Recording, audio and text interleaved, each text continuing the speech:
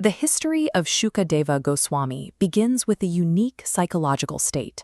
From the moment of his birth, he was completely detached from his surroundings, walking into the forest as a young boy without any material ties. He was situated in Atma Rati, a condition where a person is entirely satisfied within the self. In this state, the distinction between a comfortable situation and a painful one disappears. There is no material desire, no anxiety, and no consciousness of the physical body. The depth of this detachment was famously tested when the 16-year-old Shukadeva walked naked past a group of girls bathing in a river. They did not even move to cover themselves. To Shukadeva, there was no distinction between a man, a woman, or a tree. He saw only the pure spark of the soul. Moments later, his father Vyasadeva followed him. Although Vyasadeva was a renowned sage and an old man, the girls immediately reached for their clothes. Unlike his son, Vyasadeva still operated with an awareness of social roles and bodily identity. Shukadeva represents the logical conclusion of the path of detachment. He achieved a baseline of peace that only occurs when the internal gears of worldly longing have completely stopped turning. At this stage, Shukadeva was absorbed in the Brahma Bhuta realization, the awareness of the formless, impersonal absolute known as Brahman. This state successfully conquers material distress, but it creates a specific philosophical wall. Existence itself becomes completely static and passive. The soul is free from the storm of the world, but it has no wind in its sails to move forward. Vyasadeva recognized that this impersonal silence was only a preliminary layer of the truth, but he faced a practical wall. His son had no needs.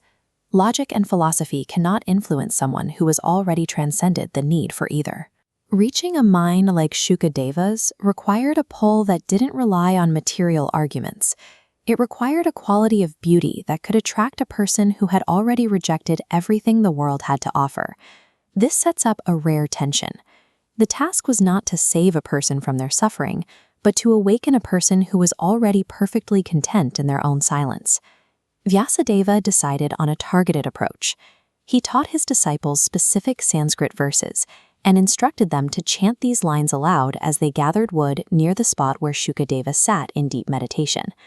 These verses from the Srimad Bhagavatam didn't outline rules for meditation. Instead, the poetry described the specific personal attributes of the divine, referring to Krishna as Nava Yavanam, possessing the beauty of blooming youth. The verses detailed a specific kind of mercy, granting the highest liberation to a demoness who had tried to kill him with poison. It described a kindness so illogical and vast that it exceeded any standard of human morality. Vyasadeva used these descriptions of personality and unconditional love as a precise frequency to reach through Shukadeva's impenetrable mental vacuum.